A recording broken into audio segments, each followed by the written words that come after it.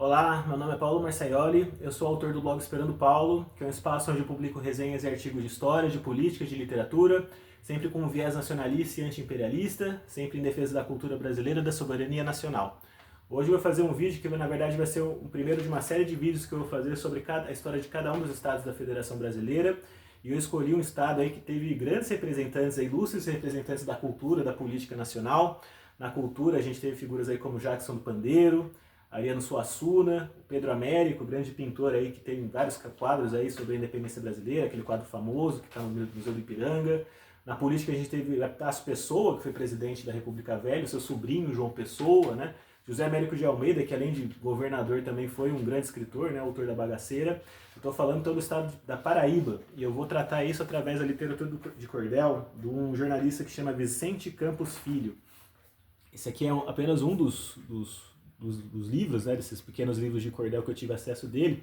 Ele faz uma série de textos aí tratando da história, como se deu a história da Paraíba, falando aí desde o início com o massacre de Trucunhuém, que é um evento trágico aí que deu início à conquista da Paraíba, até depois ele vai falar um pouco da época da ocupação pelos holandeses, a intervenção dos franciscanos. Tem uma série de livros que ele publica através do cordel que é muito interessante, né? Como eu disse, esse estado ele teve uma importância na cultura e na política nacional, e a gente leva em consideração justamente a importância da figura aí do João Pessoa, né? Inclusive vai dar um nome à capital da Paraíba, né? Essa figura, esse personagem aí esteve presente durante o processo aí que conduziu a Revolução de 30, que alçou Getúlio Vargas ao poder, né? Então, recapitulando, a gente teve aí as últimas eleições da chamada República Velha, da Primeira República, em 1929, Washington Luiz, rompendo com a política do café com leite, vai lançar o Júlio Prestes, o outro paulista, para a sucessão. Isso vai gerar uma crise aí entre os estados, aí, fazendo com que fosse constituída uma aliança entre Minas, Rio Grande do Sul e a Paraíba para lançar o Getúlio Vargas, e o vice do Getúlio Vargas era justamente o João Pessoa, que era então governador da Paraíba e sobrinho do Epitácio Pessoa, o antigo presidente aí da época da Primeira República, né? Essa articulação aí vai ser derrotada nas eleições, né? Isso vai gerar uma crise, e aí existe uma situação que é o assassinato do João Pessoa. O João Pessoa, na condição de governador, ele conduzia a política local e ele levou adiante uma série de reformas, instituiu alguns tributos que desafiou aí os interesses de uma oligarquia dissidente, né? Gerou um conflito, uma luta política tão intensa no estado da Paraíba, que inclusive fez com que uma dessas lideranças constituísse um estado dentro do estado. Eles desafiaram a autoridade do João Pessoa na capital. E aí a gente teve um grande evento que foi o assassinato do governador por um jornalista que chamava Júlio Dantas, né? Isso aí se deu pouco antes de outubro de 1930. Esse assassinato foi explorado, obviamente, pelo Getúlio, né? Para denunciar isso aí, que a princípio foi um evento local, né? Uma questão específica da Paraíba, mas que foi explorado nacionalmente, que levou adiante, né? Conduziu, aí, criou as condições para que se desenvolvesse esse movimento revolucionário e que alçasse aí o Getúlio Vargas ao poder. Então a Revolução de 30 parte aí, se não foi uma construção propriamente dita da Paraíba, pelo menos a Paraíba teve essa importância aí específica aí, foi aquele fato detonador através de uma situação mais local, né? Mas falando um pouco da história da Paraíba, o que a gente pode começar dizendo é que foi um estado, né, um território que ele teve uma certa... A fundação se deu de uma forma um pouco mais tardia, né? Então, se você pega Rio de Janeiro, a fundação do Rio de Janeiro através da expulsão dos franceses de 1565, São Paulo se deu um pouco antes, né, a fundação de São Paulo através dos jesuítas, aí, lá no Planalto de Piratininga, em 1554. E quando a gente está falando da fundação, da criação, né, do estado da Paraíba, através da fundação de João Pessoa, que na cidade na época chamava Nossa Senhora das Neves, isso deu em 1885, né, depois, inclusive já até durante a época da União Ibérica. Essa situação dessa conquista territorial tardia se dá em torno de algumas questões mais específicas lá daquela região, né? Que a gente pode dizer que era uma região que tinha uma participação muito intensa dos franceses, né? Os franceses que constituíam feitorias e faziam intercâmbio de pau-brasil com os índios potiguares lá. Os franceses haviam sido expulsos, inclusive, do Rio de Janeiro há pouco tempo, né? 1560, 65, e aí eles foram especificamente, se direcionando para o Nordeste, eles ficaram naquela região que ficava então um pouco acima da capitania de Pernambuco, né? Ficaram numa região mais ou menos desértica, e lá eles travavam boas relações com os índios potiguares. Isso dificultou bastante a intervenção dos portugueses lá. Eles tentavam constituir feitorias, os franceses assolavam, né? Incentivavam os potiguares a atacarem os portugueses, né? ao passo que os portugueses começaram a travar relações com os índios tabajaras, que eram índios aí que vinham da Bahia, como se eles vinham fugindo da Bahia pelo Rio São Francisco, e se criou essa articulação que foi bastante tradicional durante todo o período da colônia, né, dos portugueses e franceses, holandeses se articularem entre se servir das inimizades dos índios para construir alianças militares, né.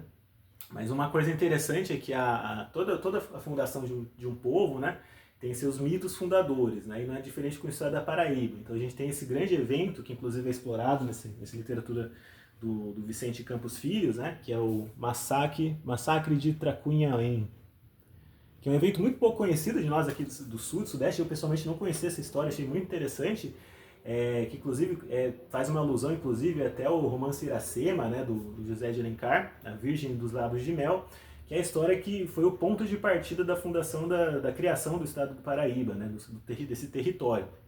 Então a história consta que, na verdade, um mameluco, um mestiço aí, se apaixonou por uma índia muito bonita, de 15 anos de idade, que era nada menos do que a filha de um chefe de uma tribo potiguar, né?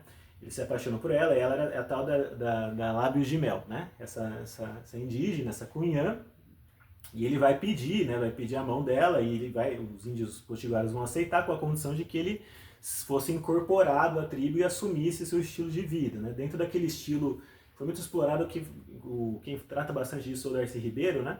Não é um conceito dele, mas ele trata bastante disso no povo brasileiro, que é o cunhadismo, né? Então a incorporação do elemento português dentro daquela dinâmica de estrutura familiar mais ampla dos indígenas, né? Então esse português ele vai travar relação com essa pessoa, com essa indígena, essa mulher considerada uma mulher muito bonita, com esse compromisso de que ele iria adotar o estilo de vida, ia viver junto com os potiguares, só que ele rompe com esse acordo, sequestra, faz um rapto e leva ela para Olinda, que ficava na capitania de Pernambuco. Isso gera uma revolta entre os potiguares, aí o chefe ele convoca um grupo aí de guerreiros, né, inclusive irmãos dessa indígena, para resgatar ela lá na capitania de Pernambuco. Eles chegam lá, inclusive, para evitar uma escalada do conflito, aí as próprias autoridades aí, da região vão determinar que esse mameluco e a indígena voltem lá para a tribo dos potiguares. Só que nesse retorno tem a intervenção de um senhor de engenho português, que vai ele próprio raptar de novo essa indígena, vão romper com esse acordo, né? Então vai gerar uma crise, uma revolta muito grande, e aí esses indígenas, na verdade, foi um estopim, porque na verdade existia toda uma série de inimizades aí, um ódio acumulado dos potiguaras aí, que eram essas tribos que ficavam nessa região mais litorânea, ali na região da Paraíba, e eles levaram adiante um massacre. Eles marcharam em direção a esse engenho, onde esse senhor de engenho tinha raptado essa indígena, né, essa cunhã aí. Consta que foram 2.000 homens, 2.000 indígenas aí que marcharam até lá e mataram todo mundo. Foram mais de 600 pessoas que foram mortas nesse massacre aí, né? E através desse momento, esse massacre foi levado ao conhecimento das autoridades portuguesas. O rei de Portugal soube, né? Ficaram muito preocupados com essa situação e levaram adiante então aquilo que foi uma grande guerra aí, que durou mais de 10 anos. E foram necessárias 5 expedições militares, aí, né, grupos aí que foram travando essa luta com as tribos potiguaras, até haver de fato a efetiva conquista daquele território com a constituição dessa cidade que fica às margens ali do rio Paraíba, né? Paraíba é uma palavra indígena que significa rios difíceis de serem navegáveis, né? Rios difíceis, né? E foi constituído aquele primeiro forte, mas logo em sequência você teve também a invasão dos holandeses. Foi toda uma história bastante dinâmica, né? No que diz respeito ao desenvolvimento econômico, socioeconômico daquele estado, a gente teve então um desenvolvimento dos engenhos de açúcar, que foi a regra naquele primeiro momento da colonização, mas não com a mesma pujança, a mesma importância que a capitania logo de baixo, que era de Pernambuco, né? Paraíba seria, inicialmente pertencia à capitania de Itamaracá, né? Aí depois foi desdobrado, depois dessa conquista, e constituiu-se essa capitania da Paraíba, mas era uma espécie da prima pobre da capitania de Pernambuco. Não houve o mesmo desenvolvimento, a mesma pujança, né? E também teve um processo de interiorização, né, dessa ocupação se deu através do gado, através da pecuária. Só que esse pouco desenvolvimento aí da indústria do açúcar, que também, inclusive, depois que teve a ocupação holandesa, aí foi destruídos os poucos engenhos de açúcar na Paraíba sem uma reconstrução posterior. isso deu uma fisionomia um pouco diferente para aquela população, né? Então não teve, ainda que houve, óbvio, obviamente, em todo o território nacional houve aí alguma intervenção do trabalho escravo, mas o trabalho escravo negro africano não foi tão presente na colonização da Paraíba como outros estados. Não dá para você comparar a participação da população negra na Bahia, por exemplo, ou mesmo em Pernambuco, do que na Paraíba. E aí, se você se percebe, eu estive lá na Paraíba, foi através dessa visita que eu estou fazendo essa resenha, e você não vê muito uma população negra, você vê uma população muito mameluca, né?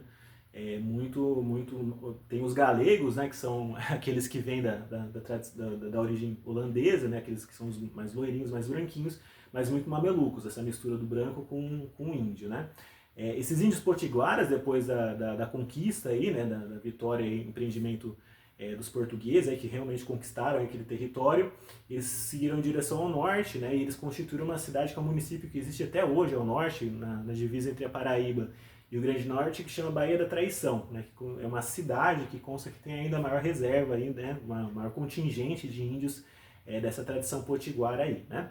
Então é isso, eu recomendo, se vocês tiverem condições aí de entrar em contato, eu vou deixar até algumas informações sobre esse cordel, achei muito interessante, é uma fonte bem interessante para conhecer um pouco da história da Paraíba. Também vou deixar aqui nos comentários aí um artigo que eu escrevi sobre esse tema, né? E nos vemos no próximo vídeo.